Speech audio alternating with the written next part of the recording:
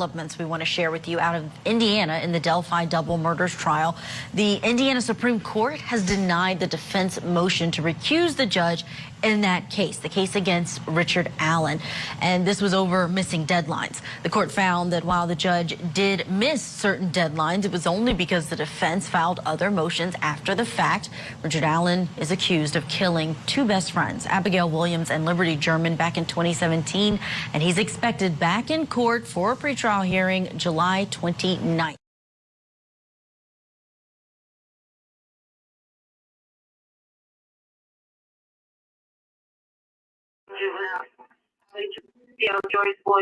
Getting scared now. It's getting cold. Missing, abducted, we don't know for sure.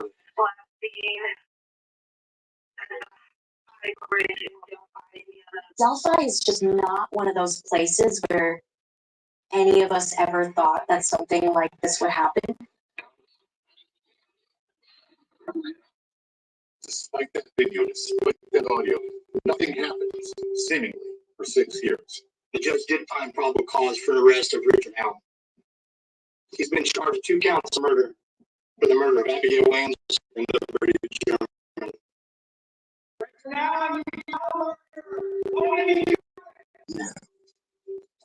Okay. In a way, there are other people who were looking after this. Some sort of a religious sect/cult that follow Odinism. I believe they sacrificed a girl and killed another one. And law enforcement insists no one's ever cleared. Welcome. Can you provide any comment? Journalism. It's time for you guys to start being journalists.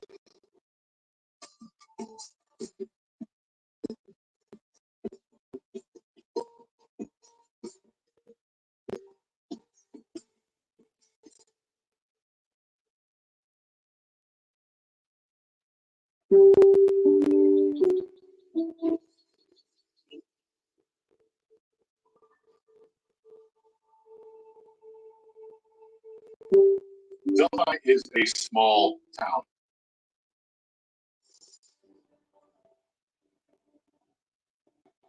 The downtown is 2 blocks. It has a main street, literally a main street, old courthouse, wonderful restaurants called the Stonehouse Grill, which has amazing breakfasts. And it just has a regular America small town cliche, almost, labor and field.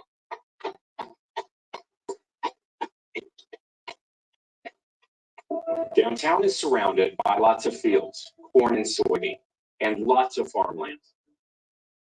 The Historic Trails of Delphi is a popular spot in town for people to go to. It's a little bit outside of town. It's a just beautiful place filled with trees.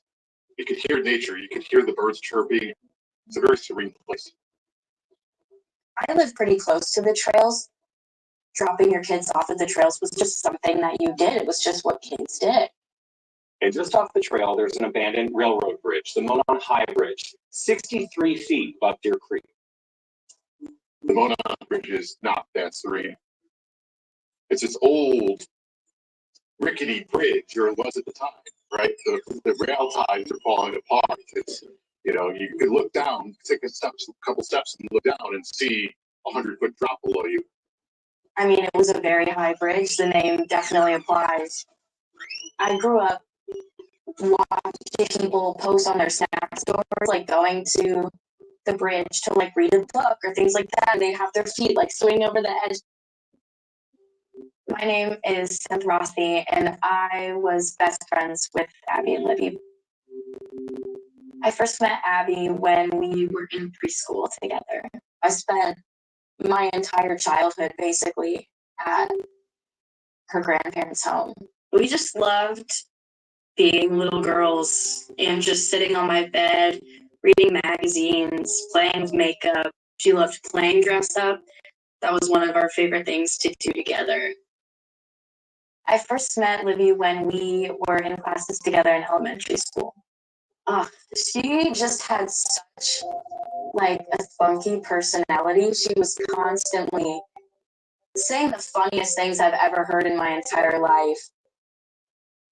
I've seen this picture a lot. It was during the first swim meets. She loved swimming, and how much she was such an active kid. She seemed to never run out of energy. She was constantly going. The picture that I'm often cropped out of. So this was our solo and ensemble competition with the song Home on the Range that we could not agree how to play. And Abby's actually wearing a dress that my mom had gotten her for Christmas. I'll never forget that day, February 13th. It was around 2 p.m. I saw the picture of Abby on the bridge on my Snapchat stories, and I immediately just knew that something was wrong. Taken by liberty, it should have just been them being kids on a day off from school, but unfortunately, it turned into a lot more. Okay, two messages now. Ruby Rose Lynn German, last name Bridge in Delphi, Indiana. 1,800 hours. Second, we put it on Abigail Joyce Williams, surgical last name, and Fraser Buster, and the renter understanding. In the afternoon of February 13th, 2017, Abby and Libby were dropped off at the trails that lead to the Monon High Bridge. They were supposed to be picked up by Libby's father at 3 p.m. They never turned up. Search started around 5:30. Cool, upset, confused. Obviously, they're very distraught. Just worried. All I want to do is have the girls get home safe. Missing, abducted, we don't know for sure. There's a cell phone tower, but the thing was last noted about 5 or 6 hours ago. They say the phone's not dead. Word spread quickly that help was needed, that these girls needed to be found. Hundreds of people turned out and searched through the night. Becky Patty, Libby's grandmother, would say that you could see flashlights everywhere, like stars in the sky, like fireflies. It was a full town effort. Ravines, ditches, trash cans for phones, any sign of it, girls. I was like, I think one of them just fell off the bridge and maybe broke their leg, and then the other one went down to help them and maybe they got hurt. All options are on the table. Did they run away? Did they go to a party? Did they fall off the bridge? Did they get injured? No one had any idea what had happened to them, but the official search was halted that night and picked up the next morning.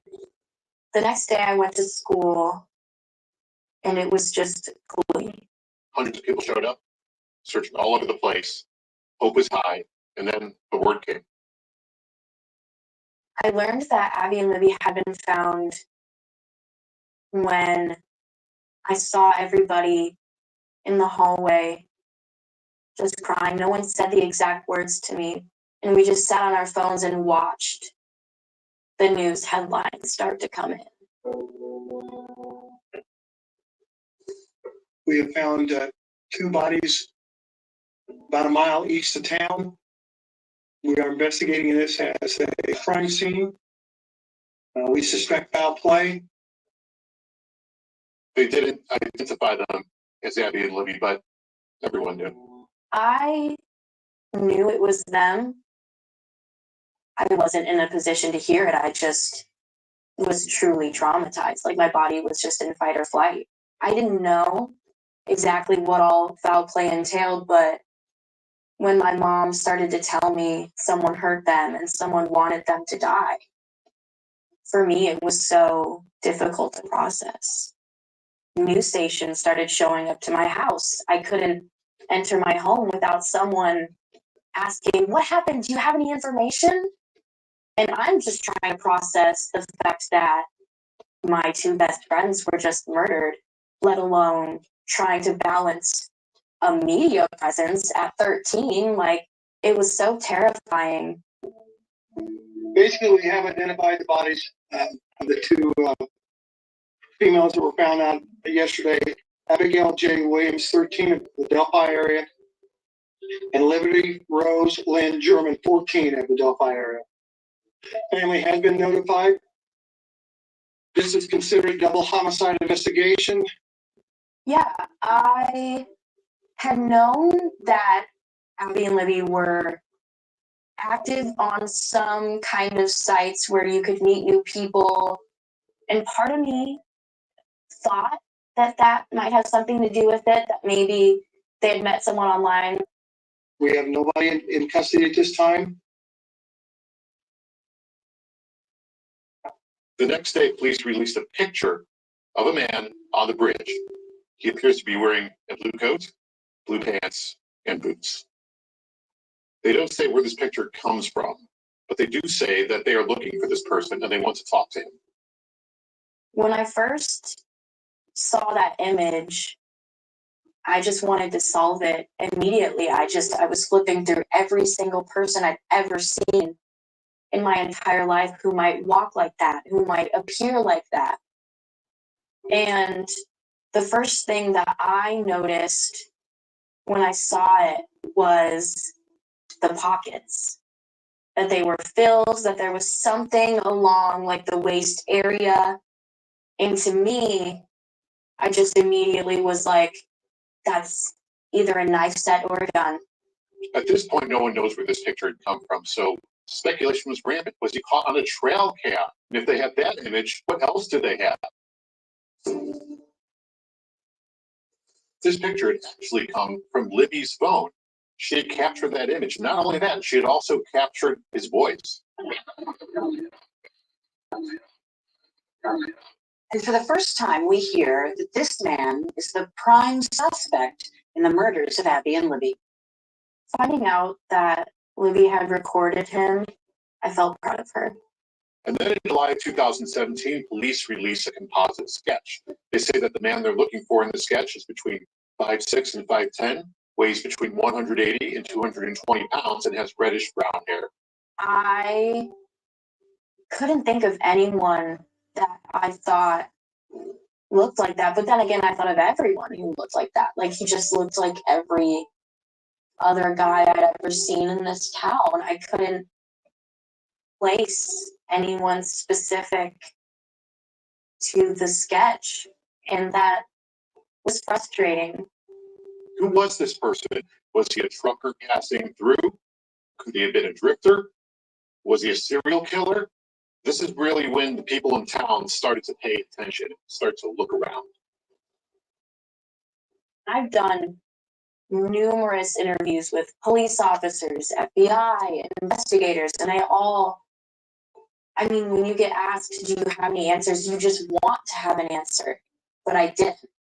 And then 2 years into the investigation, a whole new direction.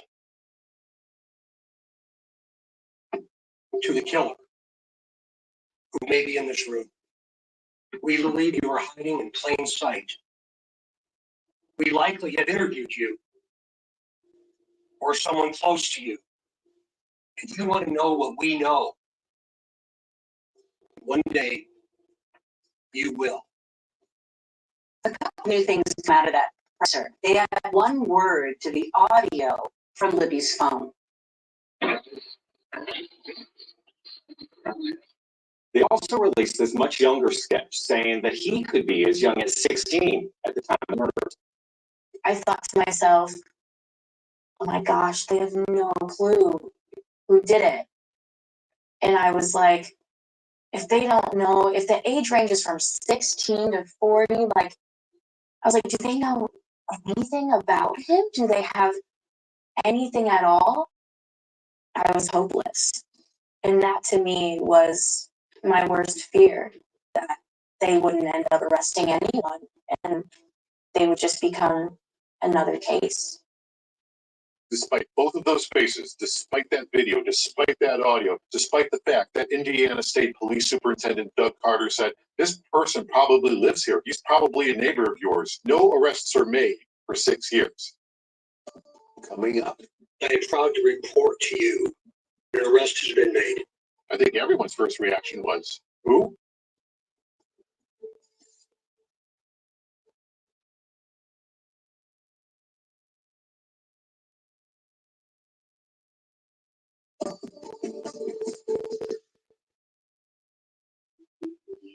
Well, here we are, guys, on Ron Logan's property.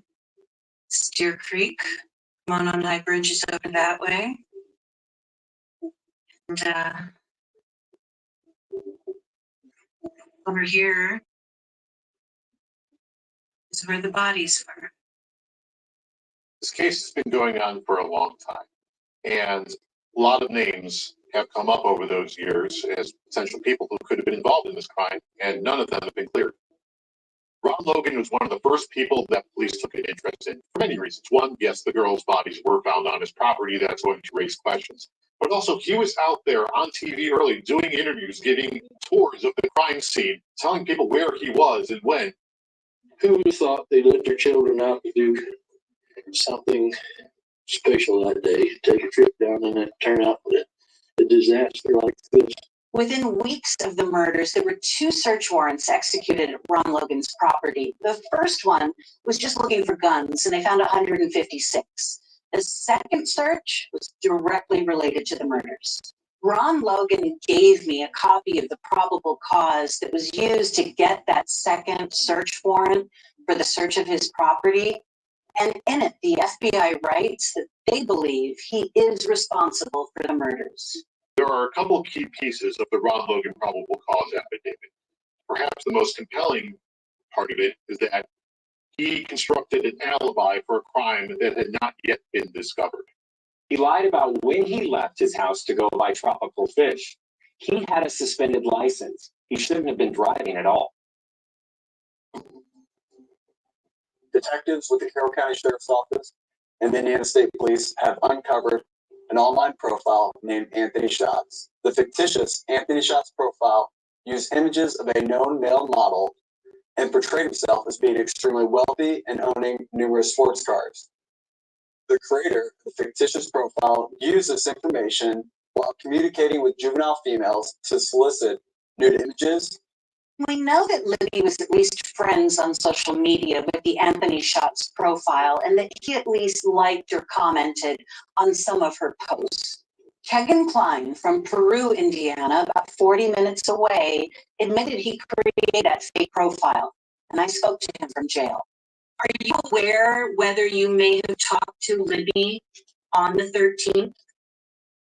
That's what they said. That's what the police told me. That you did? Yeah. And do you have any recollection of that? No, not at all. Did you have anything to do with the murders of Abby Libby? Not at all. Gave up my DNA, my follicle test. I've done everything they wanted me to.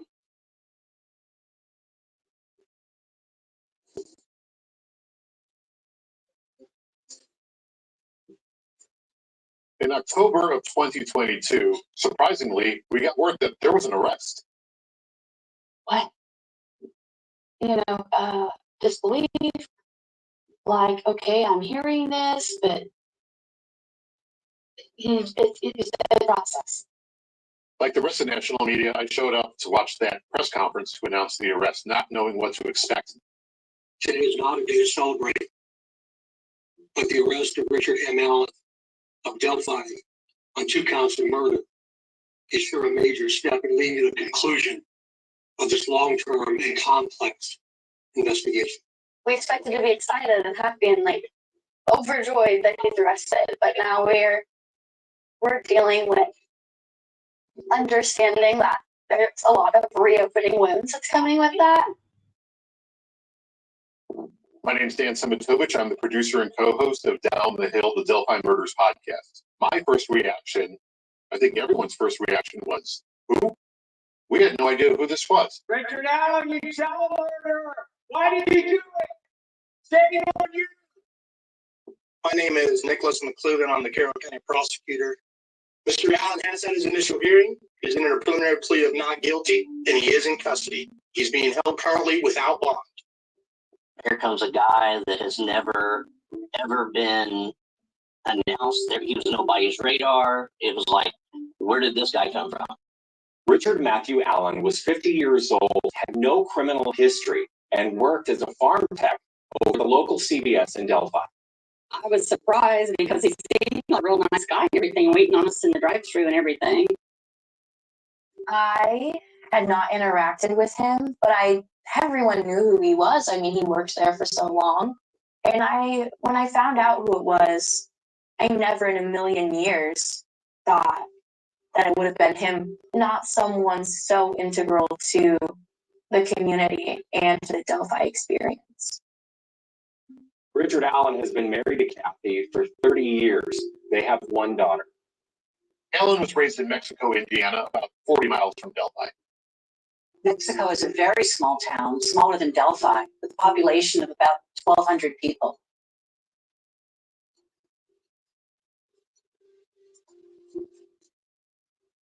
That's where Ricky Allen lived, over there in that yellow house early on.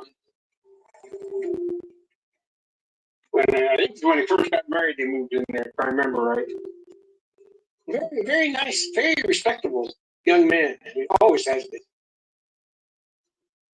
My name is David Yoder, and when I knew Ricky his entire life, he is a very loyal dog. He's quiet, he's very polite. Always has been respectful to me, and all of him. Go out his way to say hi, just to say hello to me. Very friendly, sociable. I really can't speak highly enough about him. And I just can't believe it. He did this. I don't believe it for a minute. People who have talked to who shopped at the CVS and dealt with Richard Allen described him as friendly. In fact, after the murders, Libby's aunt went in there to have some pictures printed for Libby's memorial. She said Richard Allen helped her, and at the time, she thought he was helpful and kind. I just wanted to ask him, why would you do something like that? Why would you take such two innocent people from this world? Why? What was your motive? What did you want to do? What were your intentions? Did you know all along that's what you were going to do? But we still didn't know why he had been arrested. And they said in the press conference that everything about that was still under seal. This is really important. While I know you are all expecting final details today, concerning this arrest, today is not that day. It's very unusual for what happened in this case to happen. And especially a case of this magnitude, which is why. That's the reason why. When a case is so high profile, a case that's gone cold for so many years, and there are obviously things that, for some good reason, we as members of the public just shouldn't be privy to. Prosecutor Nicholas McGlynn also said there could be other actors involved in this crime. Where are those people? Where's that second person? Why haven't we heard anything about it? Then Sheriff Tobe Lazenby of Carroll County asked the court to move Richard Allen out of the Carroll County jail, saying they couldn't ensure his safety. So the judge agrees, signs off on that, and sends him to the Department of Corrections. And then the judge immediately steps down from the case. What happens is he's moved without a judge who had recused himself, claiming that the bloodlust of the case was just too much for him to handle, and he didn't think that he'd be able to sit on it. Allen is moved to the Westville maximum security prison. That's pretty unusual because usually suspects are held at the county jail. With Allen in prison without defense attorneys and now no judge on the case, the Indiana Supreme Court steps in and they appoint Special Judge Francis Gull, who's from Allen County, about 2 hours away. Coming up, Richard Allen has a message for the judge. He writes a letter to Judge Gull, throwing himself on the mercy of the court.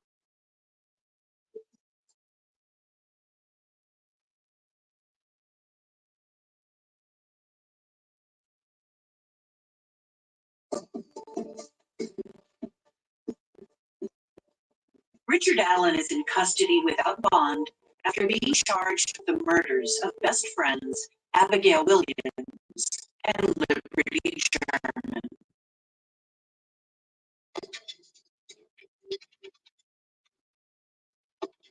So November of 2022, we finally hear from Richard Allen. He writes a handwritten letter, gives it to Judge Gull, throwing himself on the mercy of the court, asking for help for his defense. Allen had originally, when he made his first appearance, had told the judge that he was going to try to get private counsel. I don't think realizing how much cases like this cost in terms of hiring private counsel. Carroll County is too small to have its own public defenders. So Judge Fran Gull, she appoints two private attorneys, Brad Rosie and Andrew Baldwin. Both of these guys have vast experience. I mean, collectively, they've been trying cases for 50 years, both very experienced trial lawyers. His new defense attorneys, Baldwin and Rosie, immediately released a statement saying he is not guilty. He has nothing to hide. He's 100% innocent. also learn more about why Rich Allen was arrested in the first place when the probable cause affidavit is released to the public. That is what the public is going to be basing their initial opinion as to his innocence or guilt on. We learned that the evidence shows that Abby and Libby are dropped off at the trails at 1:49 p.m.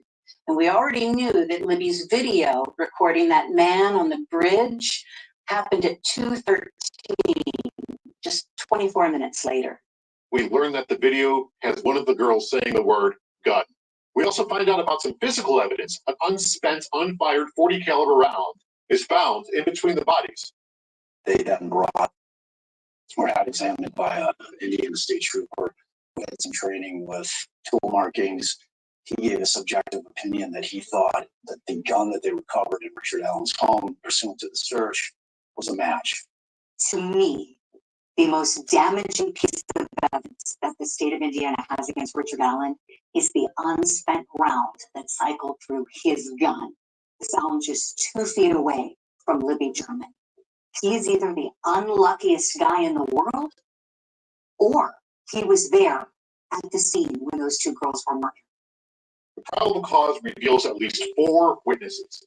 3 teenage girls and 1 adult woman saw someone generally matching the description of the person in Libby's video between 1:26 p.m. and 2:13 p.m., the time that Abby and Libby were encountering that man on the bridge. And one of those witnesses is seen on surveillance video arriving around 1:46 p.m. And she says she parked her car and then walked out to the bridge where she saw a man standing on the bridge about 50 feet away. She didn't walk onto the bridge. She turned around and walked back in the direction she came. And when she did that, she passed 2 young girls who were walking towards the bridge. And she believes that was Abby and Libby.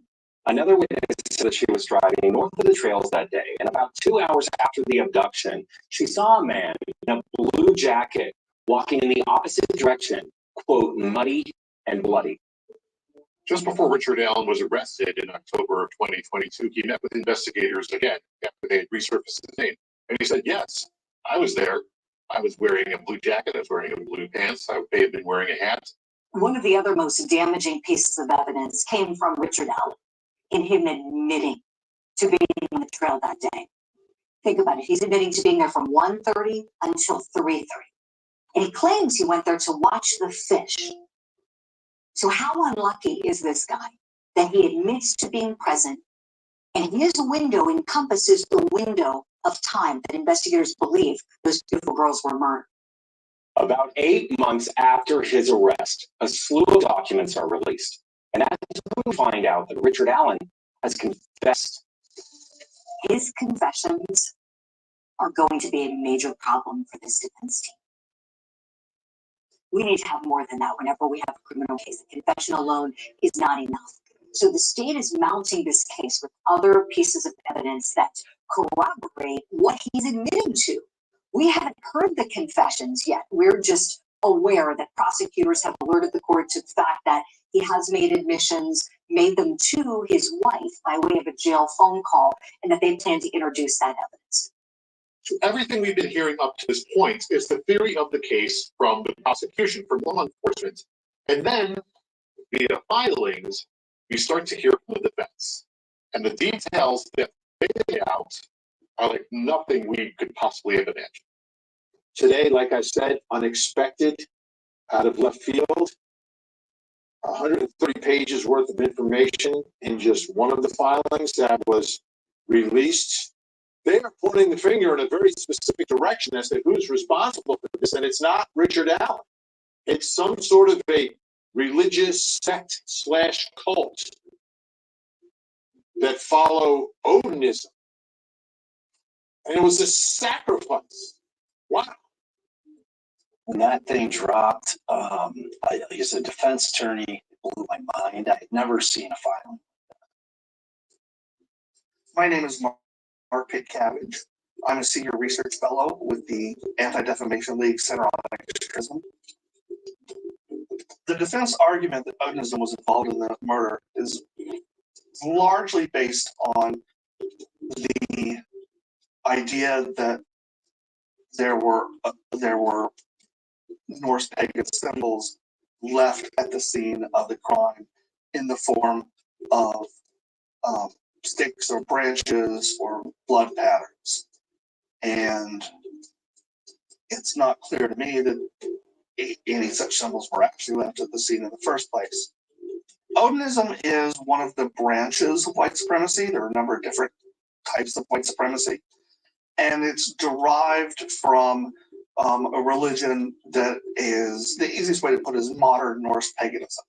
Modern Norse paganism is the revival of some of the old Scandinavian myths and religious beliefs centered around the ancient Norse gods like Odin and Thor and Freya. Most modern Norse pagans are not racist, they're not white supremacists. The religion as a whole is innocuous, but this one part of it is not so innocuous. It's much more problematic. So at the Center on Extremism, we try and track extremism in a lot of different ways. One of the things that we started doing in 2008 was to track extremist-related murders, where we created a database to track domestic extremist-related murders. Because those allegations were raised, we have been tracking the progress of the case to see if any of them are ever at some point substantiated with evidence. If, and that's a big if, any of the allegations were actually substantiated, then we would certainly add it to our database at that point. The defense says this theory of the crime was never fully explored by law enforcement and that men they've identified as potential suspects were cleared too easily. And after making those bombshell claims, the defense is on the case. Coming up, graphic crime scene photos make their way to YouTube. Pictures like that are just going to incite and enrage people, and they're going to blame the person that's under arrest.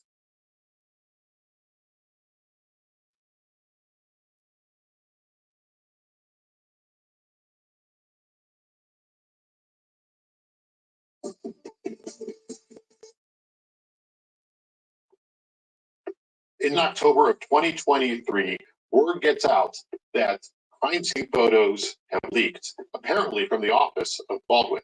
And what it turns out had happened was that someone who was in his office had taken pictures of the evidence and shared them. Thankfully, these things didn't make it out to the public en masse. For number one, for the families, like the nightmare of them getting online one day and opening up a picture of their daughter is like beyond words.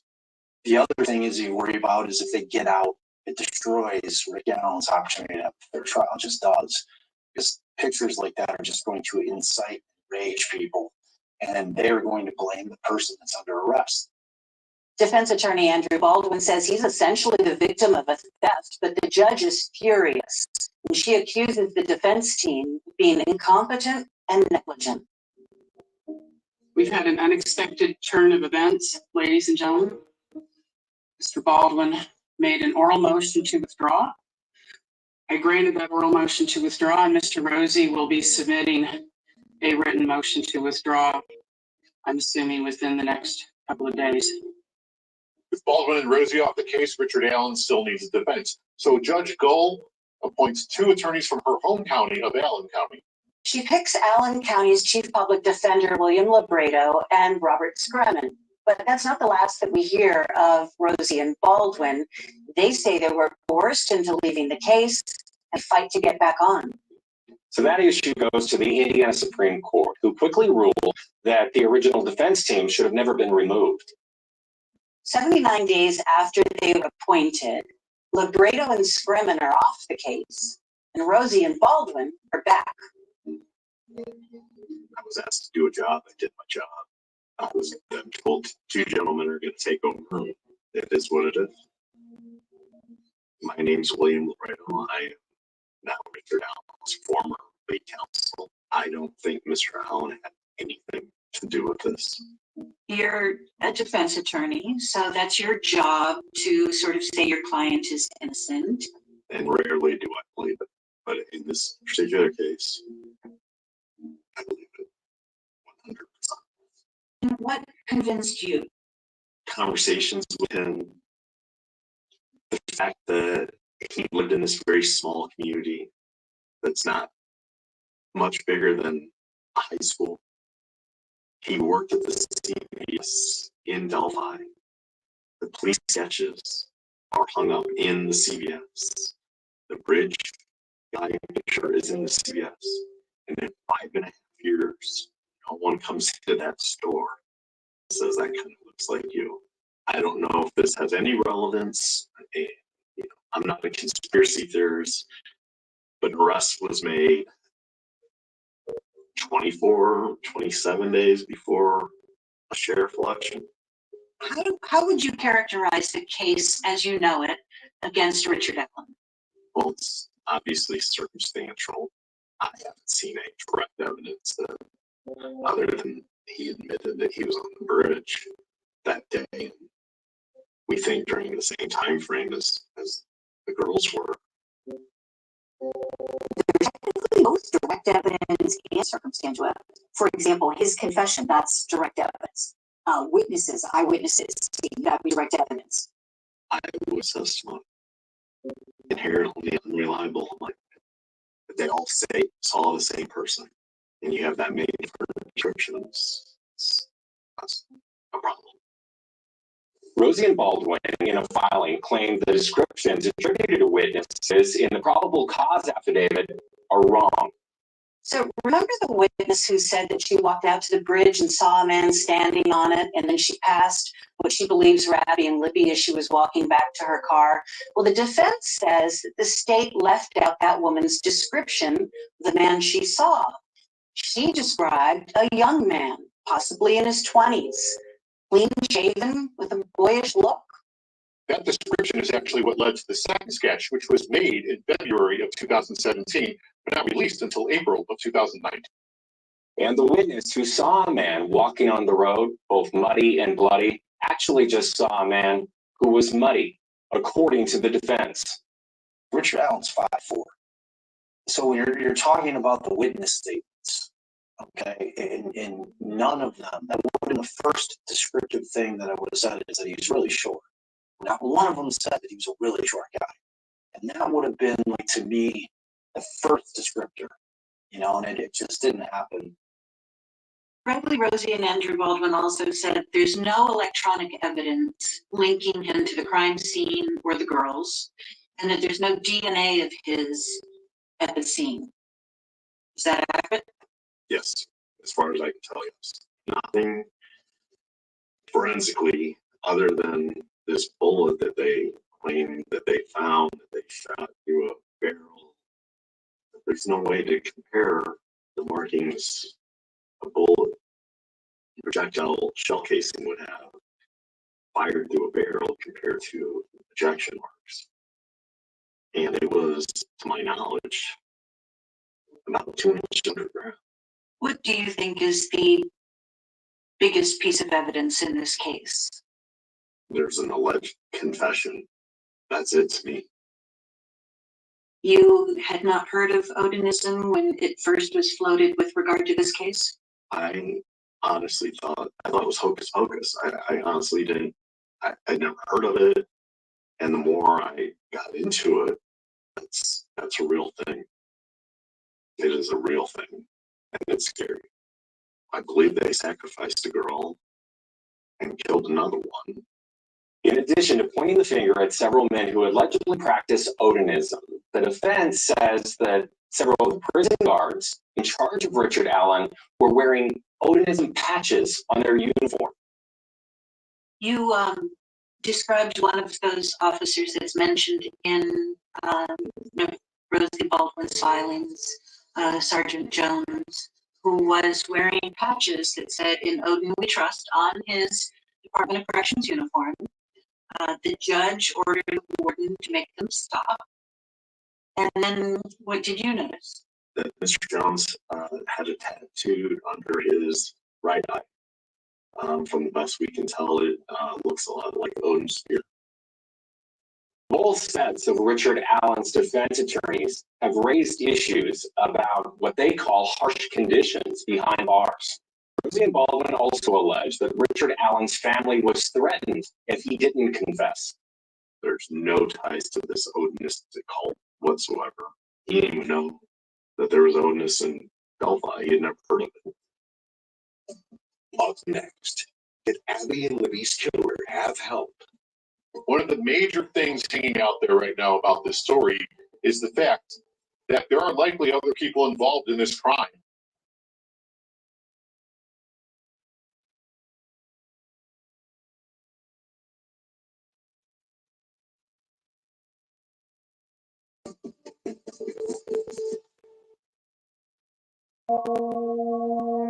Hopefully justice for Abby and Libby will mean some closure for their family members.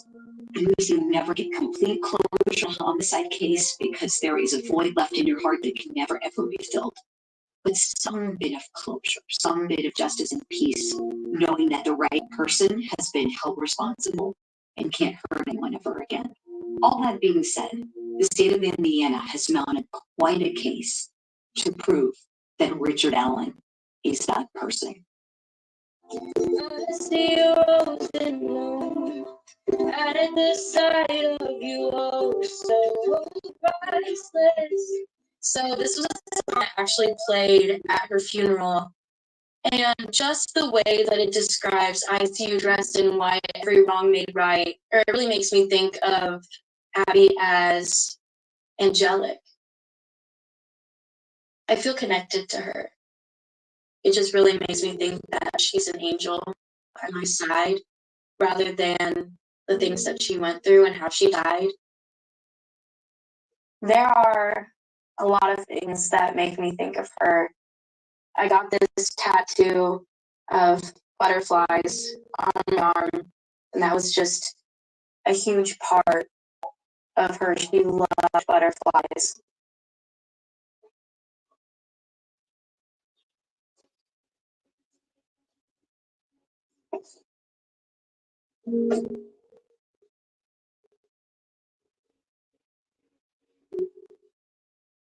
I think what is important is talking about who they were while they were living. And that's what's most important to me.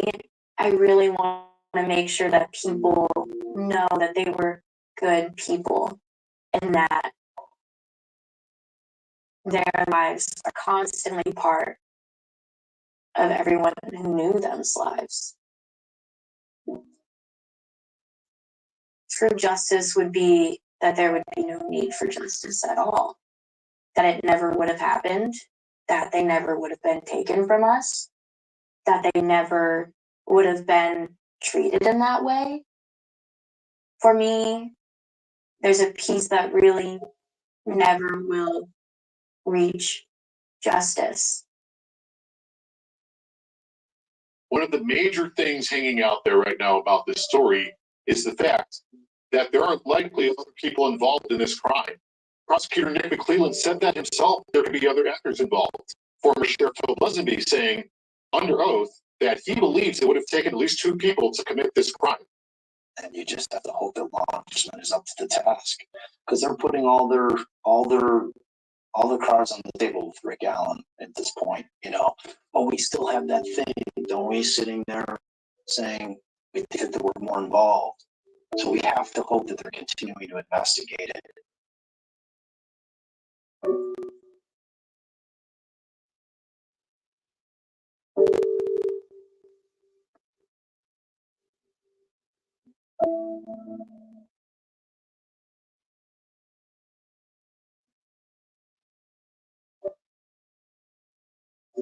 It's using all this back and forth and debate about this case.